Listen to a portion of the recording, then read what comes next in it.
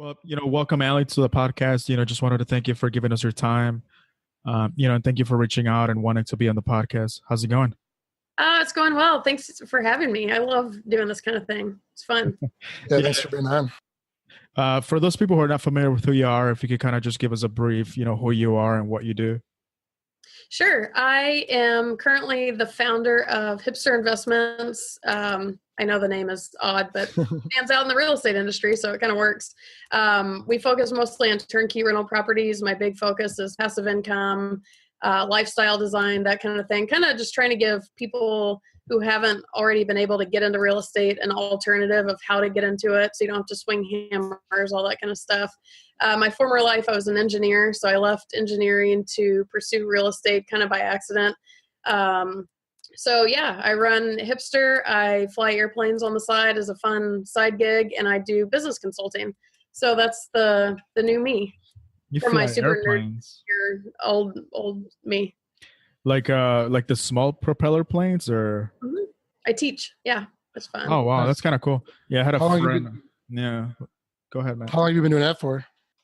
I started flying in 2001, and I've been teaching since about 2006. But it's kind of cool because it ties into this whole like passive income lifestyle design thing. Because don't let the flight school, well, they know this, we don't get paid much of anything to teach. And so, but I love doing it. So I had kind of in my mind always wanted a way to be able to go fly, but not be reliant on the income for it. So it kind of ties into this whole business, real estate, everything. So that was kind of one of my goals. Yeah, that's why we named the podcast Profits Over Wages. Perfect. Not necessarily because, owning a business is better than having a job, because whatever fits your personality, that's what you should be doing. Absolutely. But because profits and having a business and rent, either, rental income and real estate or passive income and businesses gives you the opportunity to do the things that you like with us, like the podcast. Yeah. We don't have to do this. We like talking to successful people. We like, sharing their story and giving people a platform to kind of share the things that they've gone through, maybe the hurdles or the successes, because you can learn a lot from that. Yeah. And it's also pretty selfish. It's in a way we get to expand our Rolodex, right? Yeah. So, how did you, I guess if we could go back a little bit, how did you, and how accidental was it that you got into real estate investing? It was pretty accidental. Kind of the short of it is the very first day I ever walked into my engineering job, it was a gray cubicle. I looked down at what I was wearing. I was wearing these horrendous business casual clothes. It was early in the morning. None of those things were me at all. And so I kind of looked around and I was like, yeah, I've got to get out of here. I knew from minute one I had to get out of there. And it took about 5 years, but over the course of that time, I was just researching everything I could find, because I didn't have a specific skill set or a trade that I could offer as a business. I don't know how to make cupcakes, I didn't know what it was going to be. And so I knew just from reading, it was either going to be business or real estate. And eventually a few years down the road, I was like, oh, well, I'll start a business. I don't know what in, but I'll start it. And a couple of weeks later, I got a random webinar in my email for a real estate investment. And I was bored, so I watched it. And I ended up doing that, but I completely thought it was going to be a side thing. Oh, well, while I'm stuck in this corporate job, might as well do something smart with my money. So I'll invest while I figure out how to get out of here.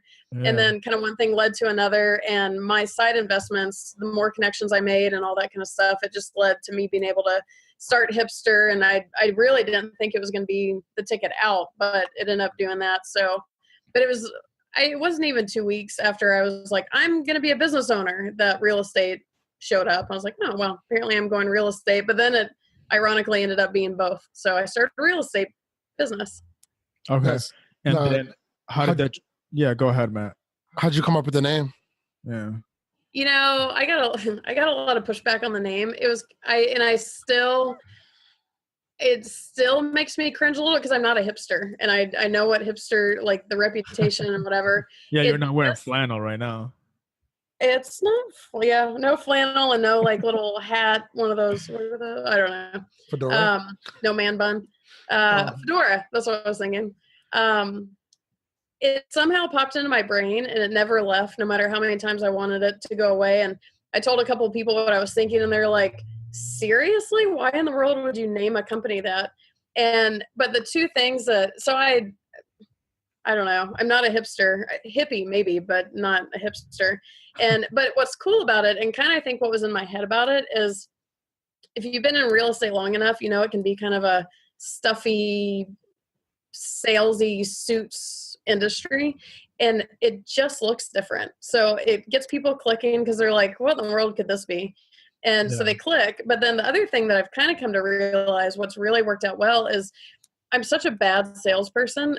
I don't want to work with everybody. And I've realized in this industry, there's a lot of personalities. And because I'm a matchmaker kind of referral system, if I send somebody super obnoxious or super stuffy or just whatever name you want to call somebody to these people, they're moving too fast. They don't have time for it. And so what's kind of been cool about Hipster is that it attracts the people that are a little bit more like me, a little more like I can see the difference. Like when I go to other websites that I'm not used to, or just different avenues, the personalities can switch pretty whatever. So it's kind of one of those, like, if you're not cool with the name, I'm probably not going to want to work with you anyways, because I just don't, I'll be the first person to tell you shouldn't buy my product.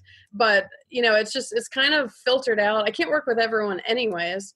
Right. So it's really kind of created a cool culture. There's like the people who love it and the people who hate it. And I'm like, well, this works out pretty well. If you get a good deal, I don't really care what the company's called, to be honest. See, that's the kind of mentality, and the people who are so big on bashing it, I'm like, what else are you going to bash along the process? Right. Like that exact mentality is what we're trying to attract, is like the advertising doesn't matter. And I've realized in life, like, some people are so focused on advertising, but they don't have the product to back it up. So it's kind of a marketing psychology. Yeah. Now to kind of talk about the transition from going from engineering to, starting your real estate Ricardo used to be an engineer. I did engineering before this as well. Who somebody was an engineer? Yeah, I did. I was a design engineer prior to getting into real estate. So no way. Yeah. But I wanted to ask you, how did you make that transition? Was it difficult for you, or like, did you wait until you have, because there's a lot of different or ways that people do the transition from having a job to moving into their own business, right? How was that transition for you? It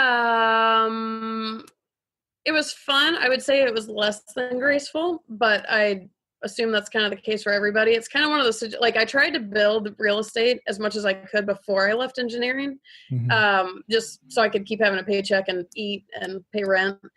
But I was also working on top secret projects in top secret locations. So I didn't have a lot of access to unclassified computers to work my real estate thing. Like, I found one on the base and I'd run off and go do I probably shouldn't have been doing that. But so it got progressively harder to build real estate. And I kind of came to the point where I was like, if I don't quit this job with the paycheck, I'm going to start losing money somehow with real estate.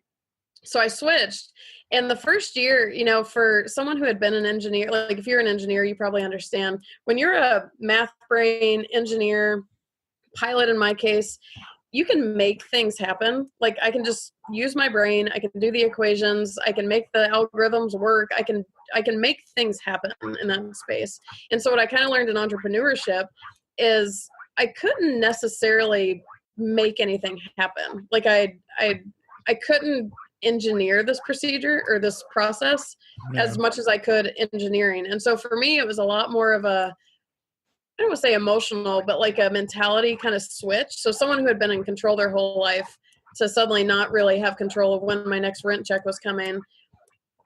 So the first year, I always say that I had never been more broke in my life, but I had also never been happier, because I could work when I wanted to. If someone wanted to go to lunch, I could say yes. I was on food stamps for my first year, which is one of my favorites.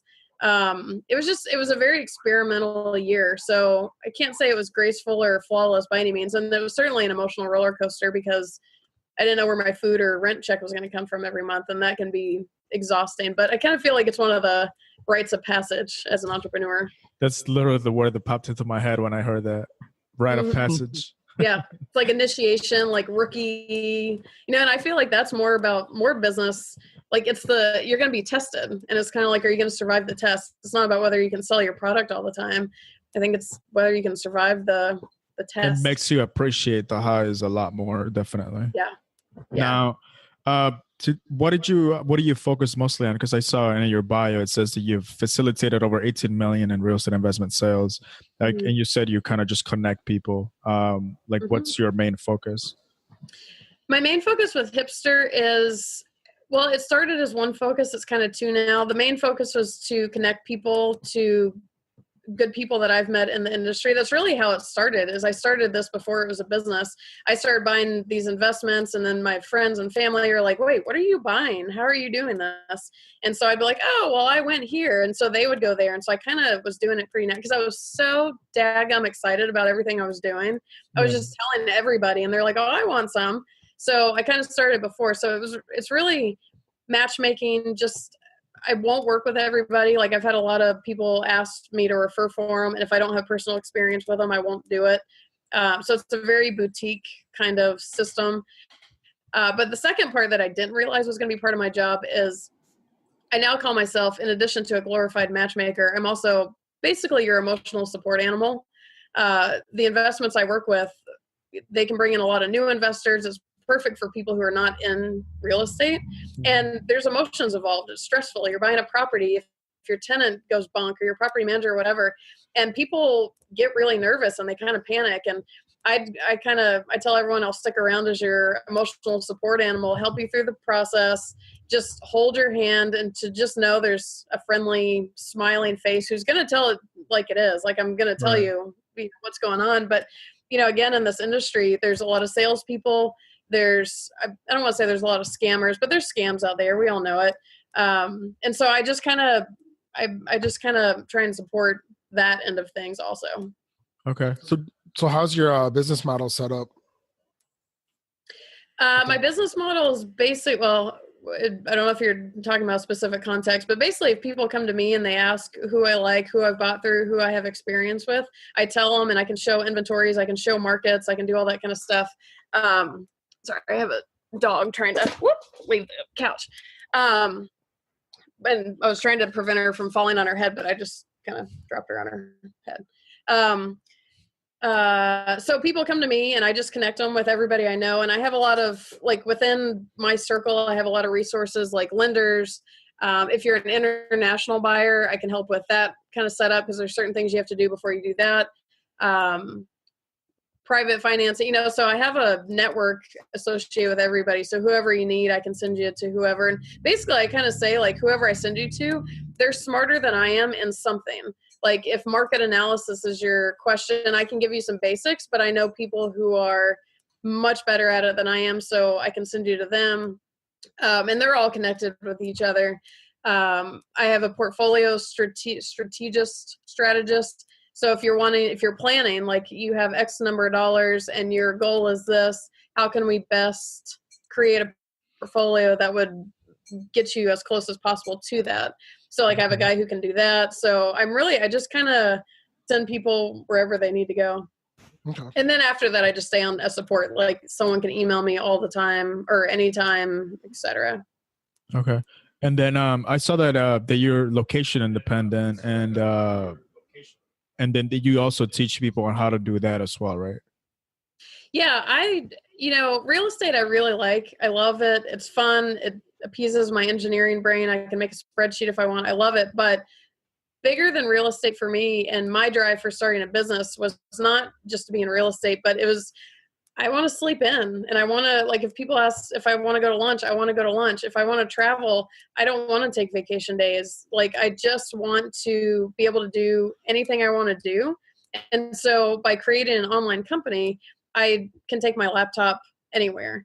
And then that's kind of step one, is if it's just an online company, so you don't have to be anywhere. That's huge for, well, it's not even huge. It's imperative for location independence. But then kind of the second level of that is outsourcing. So if I was doing my entire company by myself, I could go travel, but I wouldn't really be able to be on vacation. Like, I'd have to keep working. And so it's super critical for, like, full independence and freedom to have people on your team who do the bulk of stuff. I just went to Alaska 3 weeks ago, I think, for a week chasing northern lights, and I didn't have signal half the time. and Hipster kept running just fine. We lost no business whatsoever. We still had closings, like, because I had my team they were running it for me. So my position now is I do more of the maintenance, like harder questions that maybe my team doesn't know, or, the personal one-on-one kind of stuff. But if I disappear for a week or even a month, things would still run. So that's a big part of it. How big is your team, and where are they located? It's pretty small, actually. Everybody's everywhere. I have two ladies in Texas who everybody now has been with me for a number of years. Both are in Texas. We recently figured out they're only about 3 hours apart from each other. They didn't even know. I have a woman in the Czech Republic, and I have my web guys in Romania. And then everyone I work with on the other side, they're all scattered also. One's in DC, one's in Boston. One's been a world traveler for 3 years. He hasn't been any one location. I think he's been to like 27 countries in 3 years. Like we're all very specifically location independent for like intentionally. And what different like job roles or like responsibilities do they have? So my team, because my company's pretty small, like I said, it's boutique. I'm not trying to grow huge. I have Melissa, who chances are if you reach out on our contact page, you're going to hear back from Melissa. She handles all of the incoming emails. And then if you ask for me specifically, she'll for sure put me on the email and I'll jump in. But because we get so many people coming in, she handles all that. She controls our database, follow-ups. So she's kind of my second voice. And then Jackie is... Well, she's kind of our marketing girl, but I call her my translator, because anytime marketing conversations come up or anything, Jackie has to explain to me what's being said, because I'm math. Like if it's not in math language, I get kind of confused. But me and Jackie have a really fun system too, because like when I write material, like when we wrote our ebook, I always write the material and I send it to Jackie, and she adds emotional appeal, because I'm just like straight to it.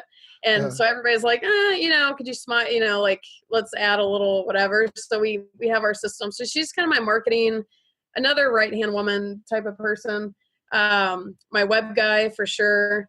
And the woman in the Czech is our email blast MailChimp person.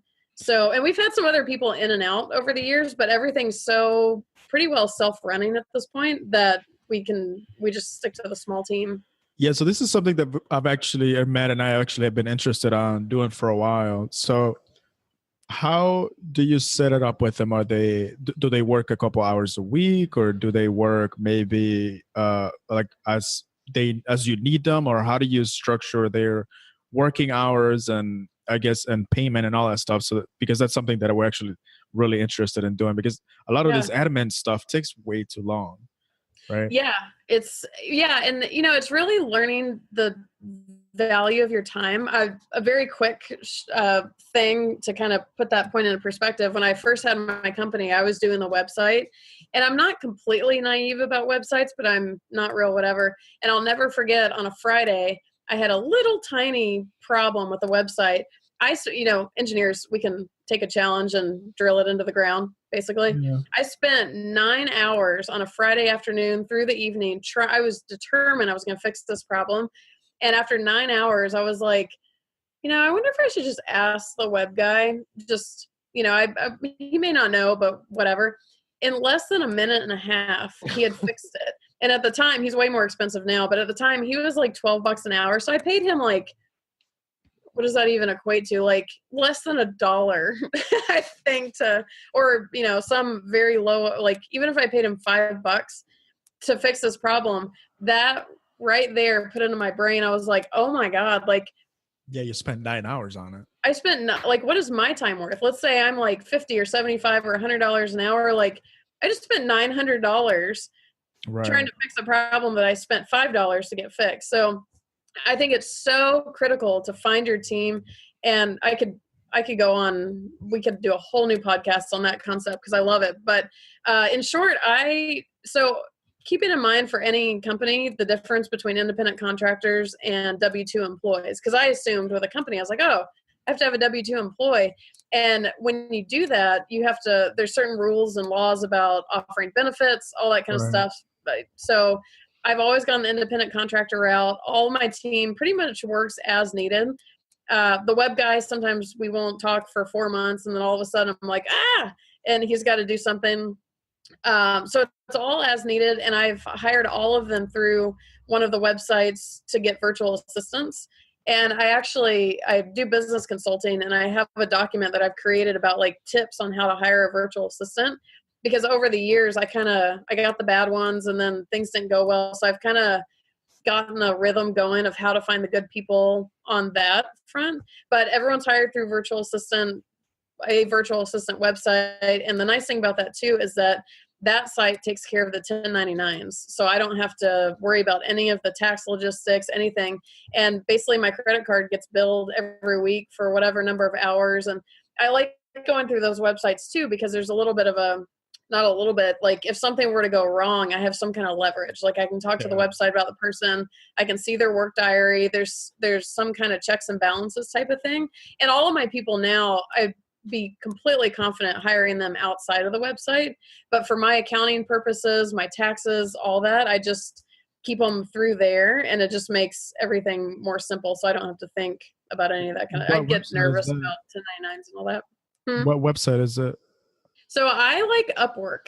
It used to be called, I'm blanking. It was called something else until a couple of years ago. But that's where I've started, and I really like it. And I'm happy to share tips or ideas with anybody on how to, I'll give you a short tip on that is what I learned. Yeah, could you? Here's my highlight tip on that one. Okay. I learned this the hard way a few times. If I need someone for a job, what I did in the past, it's kind of fun to shop for people. It's kind of like real estate. Like you can go through all their profiles and I'm like, I like that person, and it's shopping. But what I realized is if you see someone you like and you ask them if they can do your job, they're going to say yes because they want the work. And what I learned very quickly is that's not always an accurate answer. And so now I may peruse a few people just because it's fun, but I always just put my job posting out and let people come to me because it shows initiative. They're probably not going to respond in that kind of depth to something they don't know how to do, because it's like, can you do this job? Yes. Anybody can say that. So when it requires a certain level of participation in their own answer to reach out to me and say, hey, I'm interested in your job, that has been game changing for me. And that's where I found all the good people. And when it happens, like I always give it a couple of days, because you're only going to get 1 to 3 or 4 really good people. You're going to get a lot of bogus people, like, and you can just kind of see it, like you'll know it. So it's a little bit of a patience thing and understanding that you're not everyone's going to be super high quality, but when you start kind of give it a little bit of time and read through the profiles, and that's how I've had the best of luck. Do you give them like a trial task maybe to do, or maybe it kind of depends. You can do fixed rate projects or hourly. So if I just need like, hey, convert this thing on my website to whatever, I could just say, hey, I'll pay you $20 for it. End of story. Versus like all my folks now are hourly, so they're ongoing. And I can't remember. I don't think I've necessarily given anyone a trial. Like I just recommended to a business consulting client. She needs she has a backlog of things from 2 years that need to be uploaded into a particular program. And then after that, she needs ongoing maintenance to do that. And so what I'd recommended to her is make the first part a fixed price project and you're essentially testing somebody out. Like, hey, I need all these uploaded. It's 2 years old. And if that goes well, I'll pay you your fixed price. If that goes well, then I can hire you for ongoing maintenance. So it's kind of situational in that regard, but where to me, it's communication and the messaging. So if someone puts in for your job, you can message them and be like, hey, I'm interested, let's talk. And just that talking to me is huge. And Upwork also allows you to ask questions in your job posting. Mm-hmm. So it could be like, do you have experience with Microsoft Excel, or do you have experience, whatever? And a funny one funny or whatever, I always make my last question, are you awesome? And I love that question because, first of all, the answers are really entertaining, but it tells me a lot about how easy you're going to be to work with. Like, I can hear the dry senses of humor. I can hear the people who completely don't get it, like we're probably not going to mesh very well. Like I could just, that question alone tells me a lot about somebody, and it's fun, but it's really that initial communication. Okay.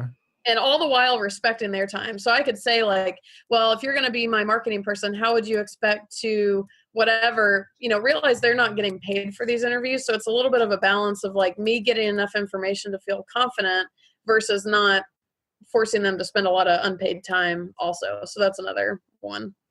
At what point in your business did you realize or decide to start hiring people and leveraging out, things that you were doing to other people? And was it at the right time? Did you wait on it too long, or the right time? Did you wait on it too long, or how was that transition? So I know that's kind of like a lot of business owners like struggle with is at what point do they start hiring people? I think it's a huge struggle because it's like releasing control, right? So the first one really, in the very beginning, I was doing everything, emails to building the website would be laughable now. I was doing all of it. And I was keeping track of the database, all that kind of stuff. And the very first one was that web situation that I spent 9 hours when he solved it in a minute and a half. And that's what put the idea into my head. And I went ahead and brought on the web guy then. So I released released my duties on the website. And then the next one that came in is one thing I really, because I'm a writer for BiggerPockets. I don't know if you guys are familiar with that one. Yeah. So when I started writing for BiggerPockets, I was just getting flooded with people reaching out. And it was in my very early days where I thought I had to just be very intensive with everybody. I was chugging away on my keyboard. From the minute I woke up to the minute I went to bed, and I was like, it was exhausting. And basically they were just, half of them were in conversation. They're never going to buy a property. And here I am just thinking like, I got to give my full attention to everybody.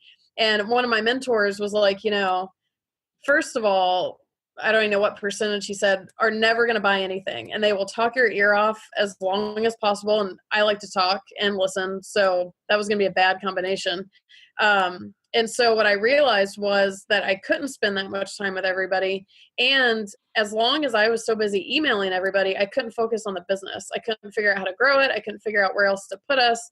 I couldn't talk to the web guy. Like I couldn't do anything because I was so busy with emails. And that's when I thought, I wonder if I was like, I think this is what like assistants do for people or secretaries or whatever. Like I kind of saw her as like an email filter. Like if she could take care of the basics or filter out who I don't need to be talking to or whatever, then I could deal with the more serious people that really need some help. And then it's just graduated over the years. Now she maintains the database, and she's actually way smarter at it than I am. She's got us in a really cool program now, and I've never even logged into it. I don't really want to. I hope to God she doesn't go anywhere, because then I'll have to learn this program. But the thing with outsourcing, I feel like I did it really well and almost in perfect timing, because I think everyone needs to start doing everything themselves, because otherwise you're not necessarily going to know what you need to outsource. And so it's kind of like so do everything yourself.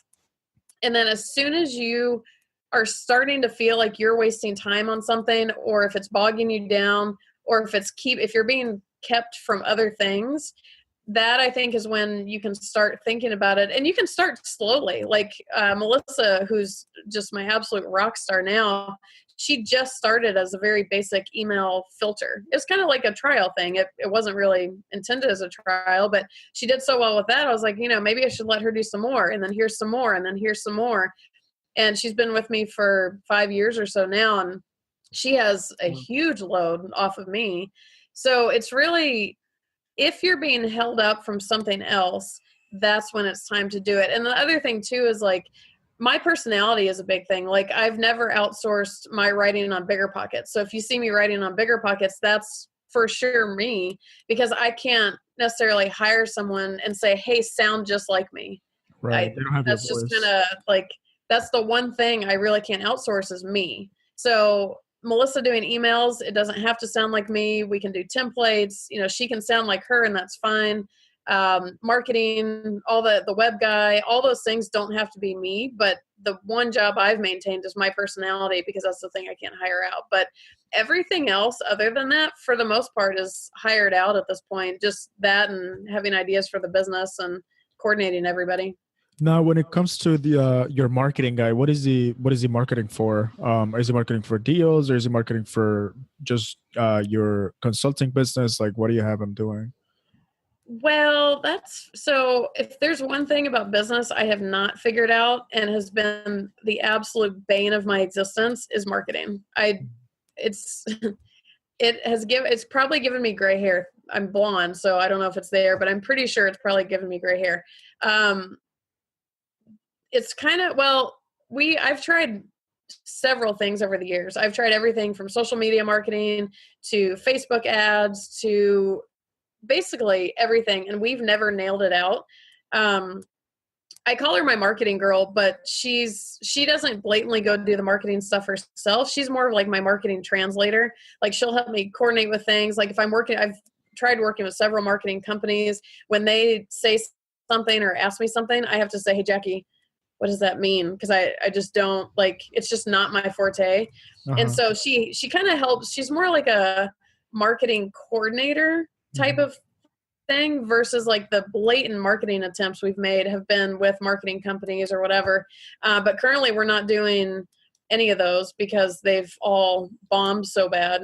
I'm not going to say it's their fault or mine, or I don't know where it is. But so now we're just kind of right now sticking with what I do best, which is show up in BiggerPockets, all that. And people come find me. So we're kind of, and that method is free. So this year we're taking a little bit of a break from marketing attempts just because they've been so painful. But yeah, so I'm definitely not the person for marketing advice. Basically, whatever I tell you, do the opposite, I'm pretty sure. And talking about BiggerPockets, you've written 170 articles, probably more now, right? It should be more than that now. Yeah. 170 to 190, probably something. I'm honestly out of ideas of what I'm just making it up now. And how did you get started? Is that something that you wanted to do, or did you make that sort of a way to get clients? And what is it that you mostly talk about? I really didn't know. I don't even think I knew about BiggerPockets. When I first started Hipster, we were starting a blog on Hipster. So I was going to start talking about real estate, and pretty quickly into it, I don't remember who from BiggerPockets reached. I think it was Brandon or somebody. It was in BiggerPockets early stages, and they were a newer website, and they saw my blog, and they reached out and they said, hey, we're looking for writers. Would you like to write for us? And I was like, okay. And it really transformed everything. And now, anyone who's on BiggerPockets now, it's such a big website now. Yeah, it's huge. It's like Facebook. Yeah, it's harder. Back in the day when it was newer, I stood out like a sore thumb. Everyone's like, who's this blonde chick talking? Like, I just, there's all the real estate guys, and then there was me. Well, now I don't stand out at all. Like, there's so many people, so many writers.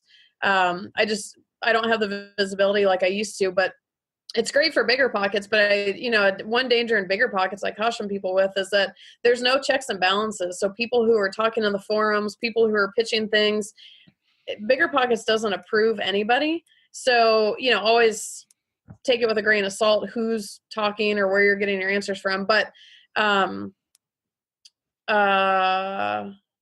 so what I usually write about because most of the investors on there are more of the like how-tos. I love investor psychology. Like, I like helping get you over the hump of what's holding you back from investing. Or I like talking about passive income. If you're on that website, turnkeys are a love-hate type of thing. And I work with turnkeys, and a lot of I call them real investors because they're out swinging hammers. They hate turnkeys. But I'm more of the like, listen, guys, you can still invest in real estate and not make it a second job. So that's kind of where I try and keep my talk in there, is because I feel like if somebody has a family and has a full-time job they like, and they go on BiggerPockets or go anywhere and they want to invest in real estate, they're going to hear about swinging hammers and flipping houses and all these complicated things. And I like to keep the talk going of like, yes, that can be profitable, but that's also kind of a second job, and not everybody wants it. So I really try and speak to the passive income, that end of things. And when you talk about turnkey, are you talking about rentals? Yeah, that's mostly what I work with. Let's talk about the psychology that you were talking about, because I think that's something that everyone goes through. I know we went through it, and a lot of people actually never get over that hump. What's something like, what do you think the reason for that is? and what's like the best advice that you can give to somebody to be able to get through that hump? And, you know, can you talk more about that? I would say I would almost have a different answer now to that question versus a few years ago. A few years ago, you know, I think the general hump is just for the fact that buying a property is expensive. It's not like buying a pair of shoes. You can't really return it. I mean, you can sell it back, but you can't really return it. You know, it's not $100 purchase. It's just a big purchase. And I think back in the day, in the old days, kind of BiggerPockets, I don't say pre-internet, but before, I think a lot of it was just unknowing. And so it's kind of like, well, I don't really know what I'm doing. None of us really got education on this growing up. And so it's kind of, I feel like the holdback was more of an unknowing of like, what am I getting myself into? Like I'm about to spend $100,000 on something, and just kind of a lack of knowledge, so to speak. Now I feel like it's almost the opposite where, and I've seen this dynamic on BiggerPockets huge, even I wrote an article about it, is that now there's so much information. Now I feel like more of the premise of the unknowing is hearing too much. And like a lot of people, I see the general mentality about investing getting more and more skeptical. And a lot of it, it's not all of them. And some of the accounts are accurate, but a lot of them aren't. Like I said, there's no checks and balances for who talks on BiggerPockets. If you ever look up a forum chain and somebody's asked a question about turnkeys, I know of one in particular, and I think the chain was like 7 pages long. And I had intimate knowledge of the particular situation that was being talked about. I knew the seller, I knew the buyer, I knew all of the backstory to what was happening. And I guarantee you, easily more than 3/4 of the responses were from people who had no knowledge of it. Like, and they're like, oh, turnkeys suck, or, oh, you have to, you know, and I knew some of these people, they never even bought a turnkey. And so there's a lot of voices flying around now. And it's not to say turnkeys never go wrong by any means, but I also knew in that 7-page thread that 3/4 of the information was absolutely inaccurate. I knew it for a fact. And so now people, I can even see it now when people reach out to us, their, I don't want to say default mentality, but they come in with skepticism versus, you know, the thing about real estate is it's called due diligence. You can verify anything you're buying. I can sit here and pitch you anything and be like, hey, check out this really cool property. It's from this great seller. It's going to be great. Ta-da. And ultimately it doesn't matter what I say because you should go verify everything on your own. So there's been this mentality switch from due diligence, coming in and just verifying and doing due diligence and being open. You know what, if you go in and the rehab absolutely sucked, so then get out of the property, like end of story. But now people are coming in and saying like, oh, well, how am I going to know this is legit? And well, I don't know this way. And it changes the whole everything. But coming in with that fear and hearing all these voices, I called it TMI. It's too much information. That it's not that you shouldn't hear negative accounts, but when you hear so many different accounts all the time, everywhere, and different voices, it gets overwhelming. And I think it just paralyzes everybody. Not everybody. Not only that, but it's coming from people who have actually never even bought a house or like own any investing. So it's like, why are you giving advice? This particular thread was painful. Like a lot of the threads, if I don't have intimate backstory knowledge of whatever someone's talking about, I stay open-minded. I assume that I don't know who's right in this account. But this one in particular, I knew everything about everything that had happened on it. I couldn't even, I was like, this is people just chime in to have a voice. It's like the internet trolls. And I was like, and that thread is still damaging turnkeys. Like I still hear that thread being brought up and I'm just like, 3/4 of that thread were people who had never bought a property in their entire life and didn't know any of the companies and have never bought a turnkey, have never even looked into a turnkey. They just talked to talk. And I'm like, oh, good. Great. So let's talk about that since, you're an expert in turnkeys.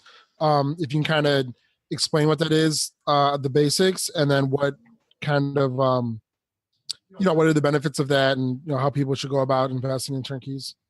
Sure. So the term turnkey, the idea of is like that you can literally stick your key in the door and turn it and it's cash flowing. It's an investment property. So the term specifically is you can buy a property in turnkey condition, But when I say turnkeys, now there's companies out there in different markets who they go out in bulk and they buy all these distressed properties. They rehab them all. They put tenants in all of them, and they have property managers on standby.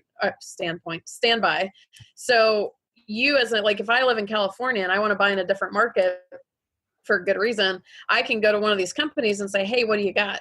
And they can show me their properties, and I can literally buy the property. And when I close on it, it's cash flowing day one. It's a turnkey property. So the properties I work with come from turnkey providers, but you can go into some random market and find a turnkey property. The nice thing about it is that everything's done for you. So like I said, if you have a family or a full-time job, or people don't realize that real estate investing most of the time becomes a second job. Because if you're swinging hammers, you're rehabbing, you're wholesaling, you're doing whatever, you are working. It's not it's an investment, but you're working. And like me, I have the time to do it, but I don't want to work as a real estate investor. Me and some partners just bought a property in Venice, pretty locally to me. I was there right before this, and I'm the landlord on it right now. It's horrible. Like, I've had to be awake earlier in the last 2 weeks. I had texted one of the partners and I said, this is severely impairing my sleeping in. Like, coordinating people and handy guy. It's just like, and not everybody wants to be a landlord, and not everyone wants a second job. So turnkeys give you the ability to buy a cash flowing rental property, and your only job, I'm not going to say they're hands off because you need your brain involved, but your only job is to manage, like, once you own it, the property manager. Make sure the manager's doing his job, but he's dealing with the tenants. He's dealing with evictions. He's dealing with broken toilets. You're not. And so it takes way less time and, for me, energy to manage the manager than it does the tenants. Yeah, I was just having this discussion with somebody the other day, and they're like, because we were talking about our rehab projects, right? Yeah. And then I'm like, we have a GC on it, and it's like, why don't you just GC the projects? Yeah. And I'm like, because I don't want to GC the projects. It's like, and then he's like, well, you can make a lot more money if you just see it yourself. I'm like, well, but I also don't want to go to Home Depot 100 times. I also don't want to hire all the guys. I don't have I don't have a crew that big that could take a $200,000 rehab project. Yeah. So I'm like, yes, we'll make a little bit more money, but we could scale more, and we could not spend 100 hours, which in the end, you're probably making just as much as I'm making, because you're spending all your time there. Yeah, that's one of my big investor psychology pitches, is so many people will tell you that you need to find a distressed property and fix it up and force the appreciation because the success of the investment's on the purchase. All of that's true. But the reality is, just like you say, and just like me, not everybody wants to do that. And across my room here, I have what I call the world's most expensive bookshelves. I hired a contractor to build 4 wooden shelves. That's it. And I got taken completely, because I'm kind of gullible anyways, but I'm looking at the world's most expensive book for 4 pieces of wood. It was ridiculous. And I had to help manage a rehab. One of my properties in Atlanta got smoked out by a tenant. Like, he left the flue closed or whatever. And we did a full, almost a gut job of this property. But just me managing, because I went out there to do it. Oh, and every Home Depot trip, God bless that place, but I can't spend less than 3 hours in there. And I do easily 5 laps back and forth. As soon as I get to the other side of the store, I need something on the other side. And this goes on. It makes me be there for 3 hours. It's a black hole. Yeah, I've had the same experience. Like, no matter how many, if I want to be in and out, minimum I'll be there is for 45 minutes. Oh, and it'd be so nice to only be there 45. I've been to Home Depot now because of this property probably 4 or 5 times in the last week. It never fails. I can't, it's a hole. Like, I can't get out. And so that's one of my big spiels is, if you have the skill to do that, and you have the interest in doing that, and you have the time for it, absolutely. Because if you buy a turnkey rental property, you're probably going to pay market price. Or market value. So you're not making as much on the front end, and you don't have as much equity on the front end. And that's what a lot of the people who do it all themselves are like, oh, turnkeys suck because you buy it for market value. What's the point in that? Well, if I buy my turnkey for $100,000 and you buy your distressed property for $50,000, and you spend and you have to do a full rehab job. First of all, you're putting more money. Let's say you do a $30,000 rehab. Now you're at $80,000. I'm still cruising smoothly at $100,000, and you're working all the time. And it's this whole value of your time. Right. It's not a straight investment if you are working on it. And if you get to the point where you're flipping and whatever, and you have your teams, kind of just like a business, if you outsource everything and you get systems in place, and then your only job is to be the boss, so you're not swinging hammers, great. You're more passive now too, but it takes a while to get there. So that's just my biggest shtick, is that if you're good at it and you have the skill for it, do it for sure. Exactly. But that's if what I was telling this guy. don't feel like you have to, because people are going to tell you have to do that. And I never would have invested in real estate if that was my only option. End of story. I don't want to do it. I could. It's not that I can't. This property in Venice is exhausting, and it's only been 2 weeks. Like, I don't want a landlord and rehab and do all those things. So I think everyone should gauge. It's self-awareness. Like, what do you really want? Do you want to work in real estate? What do you want to do? And there's an option, regardless of what people are going to try and tell you. So say somebody wants to buy a turnkey, then how do they identify a company that sells them, and how do they know if that company is reputable enough that they can buy it and that they're going to manage it for them properly? They first email Ali at Hipster Investments. Just kidding.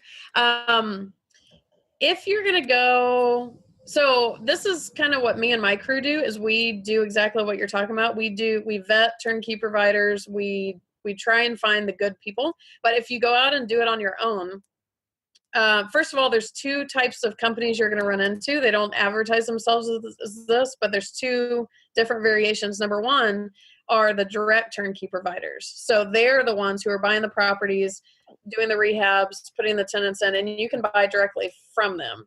There's other companies out there, I call them turnkey promoters, who they don't do the properties directly themselves, but they go out and they connect with multiple direct providers in various locations, and they vet them. They coordinate with them. And so if you go to one of those companies and they say, hey, what's your buying criteria? And you're like, I kind of want like $100,000 suburban feel. And they're like, oh, cool. We'll send you to St. Louis. Like, so that's the first distinguishment, because I have people reach out and they're like, oh, well, I've talked to this list of companies, and it's a mix of providers and promoters. So I like to clarify which one's which. And there's not, well, I could go on a spiel which one I think is better, but that's one thing you're going to run into. But then I'm so used to having a team to vet these guys. Like I've been in the space since 2011, and occasionally someone will reach out and say, hey, I'm part of whatever turnkey company. You want to work with us? And I'll go on their website. I'll look at their stuff, and I'm like, they seem pretty cool. And I'll send them to my expert guys, and they're like, ooh, there's a red flag. And I'm like, seriously? Like, I still don't see some of the red flags. So they're essentially just wholesaling turnkey properties, right? Well, sort of. No, I'm saying the providers or they are wholesaling is more of a matchmaking type of thing. So the direct providers they're doing it. Like, they're actually flippers. They're glorified flippers. Like, that's all they're doing is they're flipping properties. But unlike your typical flipper who's going to flip one property to a primary home buyer, these guys are flipping big numbers of properties to investors. So, but it's still flipping. So they're flippers. I would be more equivalent to the wholesale type of, just the referrals. And so with the turnkey promoters, they're also the referrals. But, honestly, I think one of the quickest ways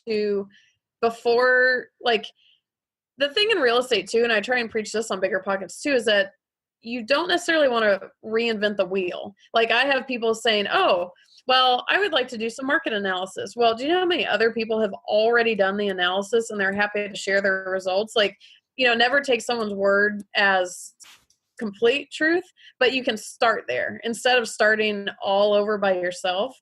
Yeah. So, like, if you want to go buy a turnkey, I'd go on BiggerPockets and say, hey, has anyone bought a turnkey that they absolutely loved and they absolutely loved the experience and it's still cash flowing as advertised? And see who says, oh, I love this company. Like, I'm just huge on, like, start a little above ground zero if 7 people write back and say, oh, I like this company and this company, it's cool. Now you have a list of 7. And so you can investigate each one. And one of my biggest thing, one of the easiest ways I think, and this is kind of true for life, to know which deal is right for you is to shop around. Like if you just go to one company and you're like, hey, is your market awesome? And they're like, yeah. Are your deals awesome? Yeah. Cool. How are you going to know otherwise if you don't investigate other deals? So then you go to another one and you're like, ooh, I don't like that. Shop. Like I think that's my final answer. Shop around and start to feel it out. And then you'll start knowing what questions to ask. Because if you haven't looked at any of them, it's going to be hard to know what you're looking for. Yeah. Okay. Let's talk about, because you also do, consulting for businesses, right? And then you say you provide a service to help consult businesses. If you can talk a little bit more about that. Yeah. So another thing that's kind of been birthed out of Hipster, has come out of Hipster, is because I really, more than real estate, I love business. I'm a business owner. I have a business skill set. I have a business brain. I love coordinating all the pieces, and I've done it. Like I can travel when I want. Like I've succeeded in life in terms of how I've structured my life. And so people want to know, like, how'd you do that from a business perspective? And so it's kind of turned into this business consulting deal that I do, where if you already have a business, if you're in business by yourself, if you are a small business, if you're a nonprofit, and a lot of times people don't realize that being a business owner and the skills required to run a business are very different than the trade that you're doing or the service you're offering. Let's say you're a life coach. If you're the world's best life coach, you might suck at business. It's just 2 different skill sets. Right. Or if you make cupcakes, running a cupcake shop is completely different than making cupcakes. And people don't realize this. So I would say that easily the majority of people who get into business are probably good at a thing. Whereas I'm not really good at a thing, but I'm good at business. So like if you start your cupcake shop and you can't figure out why things aren't flowing smoothly and you're losing sleep and you're up all night and just things are scattered, I come in and I say, let me help you. And I'll sit there and I'll get all the pieces of the pie. I think of it as a big jigsaw puzzle. I get all the pieces onto the table. I don't care what order they're in. I don't care if they're scrambled. I just get all those from you. And then I say, okay, cool, leave me be. And I go put the puzzle together. And I then offer the person solutions. Like, here's how I think you can put your puzzle together, whether you do it or not. And when I first started, I was like, oh, well, I could help them hire people on Upwork, or I could help them do whatever. And I'm like, as a business owner, you've got to have initiative. Like I can't hold your hand for the entire thing, but what I end up offering is a pretty detailed report. I just finished a report for a real estate agent. It's a very detailed report of my observations. I clarify the goals. I identify what I think was going wrong or where things were kind of getting hitched up. And I offer detailed, for this particular client, I got to make a spreadsheet, and my engineering brain was super excited about that. I give you solutions. I give you everything to try and adjust for that, with the understanding most of the people I talk to are just good at what they do. Not that they can't run a business, but they're confused about something, or they can't get a process going, or can't get a system. Or in this client's case, she hadn't hired any task out and she was drowning, but she didn't know how to hire anything out. So I help with that and help guide you in those directions. Because at that point, I feel like most people who want to start a business like that are typically a technician, say somebody who was a contractor, and all of a sudden he wants to start a general contracting company. But they have the skill set, but then they don't have the business skills to actually run a business, whether it be as a manager or as the entrepreneur, moving it forward. I bet you've read the E-Myth. Yeah, of course. That's a lot. That's actually one of the first books that ever clarified for me those distinctions. And I think it's such a great book for even life. Even in life, I think of, which pieces of this do I have? But that specific thing, the entrepreneur, the manager, and the technician, that plays into that outsourcing thing. Is if you have those 3 things and you need those 3 things filled to a certain degree, when you sit back and you look, okay, what am I? I'm mostly entrepreneur. I have some technician in me. Like, that's my balance. So Jackie is my manager. Melissa is the rest of my technician. And I can go be my entrepreneur brain. Like, whichever parts you don't have, that's what you hire out for sure. I love that book. I loved hearing that. I mean, Gary Vaynerchuk always talks about, doubling down on your strengths and outsourcing, or, having somebody else deal with what your weaknesses. And I mean, it's also being self-aware at what you're good at, because if you're not good at, managing people or, having the vision to move the business forward, then that's where the consulting comes in from. Now, if people want to get a hold of you for that, do they just email at how does that work with you? Do you consult? Well, I'm working on a business consulting website. It's actually kind of ready, but my web guy's MIA, which after all that outsourcing promotion, I can't find my web guy. But right now, just find me at Hipster. So Ali at hipsterinvestments.com, ALI at hipsterinvestments.com, or you can reach out on the website, Hipster Investments. You'll probably hear back from Melissa, but if you ask specifically for me, she'll send it to me right away. Direct email is easily the fastest. Okay, Matt, did you want to go we'll go now into the questions section of the podcast, which is about the last 10 minutes. Okay. How did you get your idea or concept for your business? Which one? Whichever one you want to talk about. The answer is the same for both. They kind of came to me.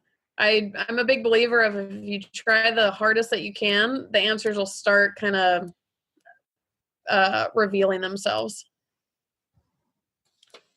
What is unique about your business? Well, I'm currently on my couch in my pajamas, and I tried to sleep in today, but I had to go landlord a house. Mine's unique because I can work it whenever I want or don't want. I can travel with it. I can put it aside. I can basically put my life before it and tend to it when it's convenient for me. What do you know? What do you wish you knew before you started?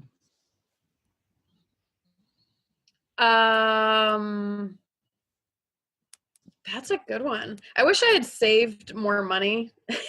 My savings account went by very quickly. So in hindsight, I would have saved more. I don't know that there's honestly anything I would have wanted to know ahead of time, because it's been such an unexpected roller coaster. Because I've learned so much about me through this process, like who I really am.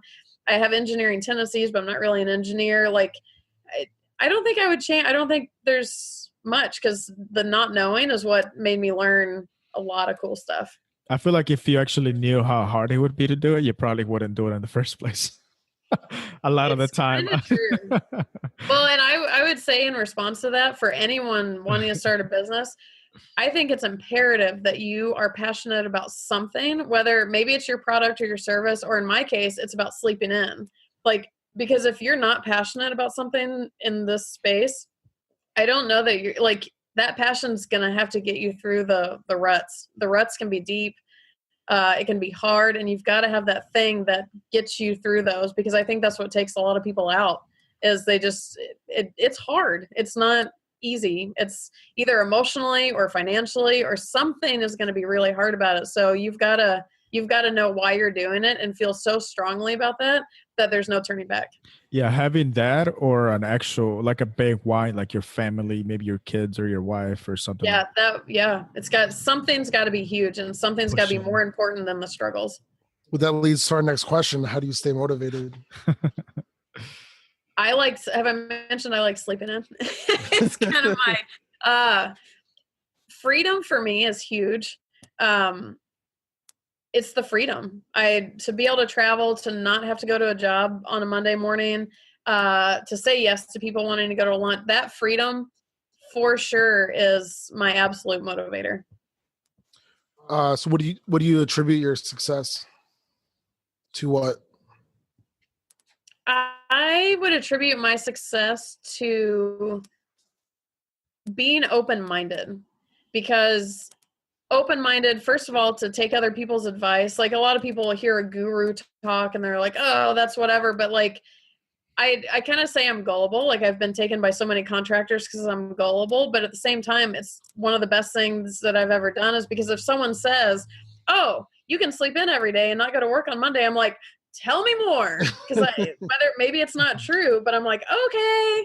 And being, gullible is kind of a fun word, being gullible a little bit in the sense of, like I always say, take advice from someone you would trade shoes with. If someone says, hey, I don't go to work on a Monday and I travel whenever I want, I'm like, I'm going to take advice from you. So it's being open-minded to that kind of thing. But also I've had to be really open-minded to myself through this whole thing. Like back in my old days, I wasn't really big. I wasn't an emotional feeler type of person or whatever. Well, guess what I learned pretty quickly going into my first year of entrepreneurship? Emotions. Like I was like, okay, so I'm going to have to give in to these to an extent. Like, so being open-minded to what you're going to discover about yourself through the whole thing, because maybe it's something you didn't know about yourself or something you maybe weren't comfortable with before or whatever. But if you can be open-minded to the information, to the possibilities, and to yourself, I think that is absolutely the ticket to success, because you just don't know where the success is going to come from ultimately. Have you ever turned down a client, and if so, why? All the time. I'm such a bad salesperson. I'll be the first person to be like, I don't think turnkeys are for you. Like, and people hear me and they're like, don't you kind of make money off of turnkeys? I'm like, uh-huh. And they're like, really? So many. Like, I don't want someone buying something that's not for them. Yeah, the list would be so long. It's constant. And I will actually, it's either for, if I really truly don't think turnkeys are for you, I'll tell you. But then also there are some people who can make all of our lives such a living hell and unnecessarily that we just can't, we've had to tell some people we just can't do it because it's just draining of everyone's resources. It brings everybody down and we're not trying to work in that environment. This next question is good for you. What is your best hiring tip or secret? I think kind of what we were talking about before, figure out where you're not as strong and hire those pieces. Because if what I really compliment my team for, and myself included in that team, we are all truly working to our strengths. And I feel like when everybody gets to work to their strengths, they're happier, their longevity goes longer because they're enjoying what they're doing. And we all bring the general functionality level higher when we're all doing what we love to do and what we're good at, because there's no reason for me to sit, if I sit and stress over a website and a web problem for 9 hours, not only did it waste 9 of my hours, it made me feel worse about myself and it made me question things. It brought my mood down. It made me cranky. Well, what does that do for the big picture? Like, it doesn't do anything. I can't do the whatever. So I really feel like when everybody is playing to their strengths and you're willing to acknowledge your weaknesses and find someone who your weakness is their strength, huge. It is the ticket, in my opinion. And it's obviously harder with bigger businesses. The more corporate you get, the more whatever, it'll be harder. But if you start small, get everyone working to their strengths. What was the worst piece of advice that you ever got? Oh, stay at my corporate engineering job and save all my money and retire at 65 because it's a secure job and it's what I should be doing, for sure. Is that right? Yeah. The 40-40-40 plan? The what? The 40-40-40 plan? Yeah, totally. What is one piece of advice that you received recently and that you still follow? I didn't receive it recently, but it's my absolute go-to motto is don't take advice from people you wouldn't trade shoes with. That has been huge for me. So if someone's sitting behind a desk who shows up to work in a suit Monday at 8 a.m., tries to give me advice, I listen to everything, I'll take it, but I'm going to be a little reluctant to take that advice because I don't want to show up at a job at 8 a.m. in a suit on a Monday. But if an investor, like where I started my career was I met a real estate guy and I met him on a rooftop pool deck of a high rise in LA. He was in flip-flops and shorts. He had no briefcase and he was telling me kind of his schedule. He had just gotten back from some country. And I'm like, I need to ask you some questions, please. And most of the advice that I take comes from him or somebody doing that kind of thing. Like, God bless my dad. I love him to death, but he was a 40-40-40 thing where he saved, he went to his job, and his sister was the entrepreneur investor. And as much as I love my dad, I didn't want his life. So I kind of asked my aunt more questions. I'm like, hey, what would you do in this situation? So it's finding the people who are doing what you want to do and take advice from those people. So the actual phrase is, don't take advice from people you would not trade shoes with. So if that guy in a stuffy suit tries to tell you what you should be doing and you're wanting to be in your pajamas on the couch, take it or leave it. Don't listen to him. Yeah. Tell us who that rooftop investor is, and we'll interview him next. He would love to. He would totally do it too. Nice. What habits helped make you successful? Habits. I don't know. I'm not very structured. And when I think of habits, I think of like, what are the things I regularly do? One, this might be a little far-fetched for a habit, is I give myself a break. Like, I may go on a Netflix. Well, I make it out like I sleep in and I'm in my pajamas all day. So it sounds like a gigantic break, but usually I'm working, pretty hard, even if I'm in my pajamas. But some days I just go on a Netflix binge. So my habit has been to give myself a break. When I first started my business, I was watching Shark Tank, and I remembered like Damon John and all those guys saying, I work 17 hours a day, 7 days a week for 5 years or 7 years or 10 years. And I'm like, oh my God, I'm not doing that. But it's not me. Like, I need the brain break. And so that's been a big habit of mine, is really taking into consideration that it's a process. It's not an event. Like, take a little time for myself, because when I do that, I'm able to refresh and then I can come back in. Whereas if I just keep bogging myself down, I start losing focus. I start getting confused and everything. And then my only habit these are such kind of far-fetched for the word habit. My only other habit is I really try and stay in communication with people, whether it's the people working for me, whether it's clients, whether it's networking. One of the hardest things I struggle with is when people just drop off with communication. So my habit is to stay in communication with people, unless I go to Alaska chasing northern lights on vacation, but I at least put an out of office up. So I really try and maintain communication. What is one thing that you find to be true that most people would disagree with? Turnkeys are awesome.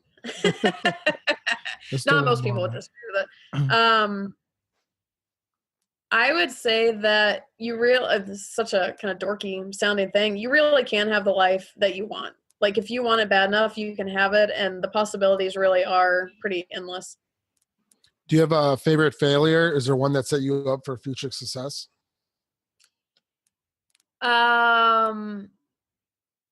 This was kind of maybe a dorky failure too. In my very first year of business, and this probably happened maybe 2 to 3 months in, I remember, like, I'm the engineering brain, and a lot of businesses start this way, where you come up with the end goal and you work backwards. It's like, okay, well, I want this to happen, and I'm going to take these steps to do it. So when I started Hipster, I was so focused on the end goal, but even worse, I didn't know what the end goal was. Like, I didn't know. I was like, I need to make money. That's all I know, but it wasn't like a concrete goal. And I was so stressed. My stress was building because I wasn't at my end goal, even though I didn't know what my end goal was. And then I didn't know when I would get my first commission check, or I didn't know all these things, but I couldn't stop focusing on the end goal. And I'll never forget one day, I don't know what triggered it, is I realized I needed to put the end goal to the side. It's not that it didn't exist, but like, acknowledge it, cool, put it to the side, and just do the best that I could do every single day. And because I switched that mentality or that mindset, I could have created what I have now if I had tried. Like, I honestly didn't know the end goal. And so when I switched that mentality from trying to work towards a goal and just I just did the best that I could. And I still do that now. Like, I've stopped trying to focus. It's kind of a longer discussion, because obviously you need a goal and you're working towards something, but switching that mentality of acknowledging the end goal and then just doing everything that I can do and see where it gets me. I don't even know if that makes sense, versus trying to get somewhere specific. I may have to clarify that one and put it on a website or like kind of a more clear message. But it was a mindset shift of, I can't control the outcome. I can't control when my next rent check's going to get paid. I can't control all these things. So all that I can do is the best that I can do. And so it was really relinquishing some control. But it was kind of my favorite failure because I remember me leading up to that mindset shift. I was so frazzled and so stressed. It's almost funny, but probably not. It's kind of, you had to be there. Last one. If you had one piece of advice to someone just starting out, what would it be? Don't take advice from people you want to trade shoes with. I I really think that one can go such a long way, because I know for me, things got so much more streamlined and efficient when I found the person who had the life that I was trying to, I don't know if mimic's the right word, but trying to replicate. That it changed everything versus hearing all the voices around me, kind of like we were talking about earlier, too much information. Find a mentor.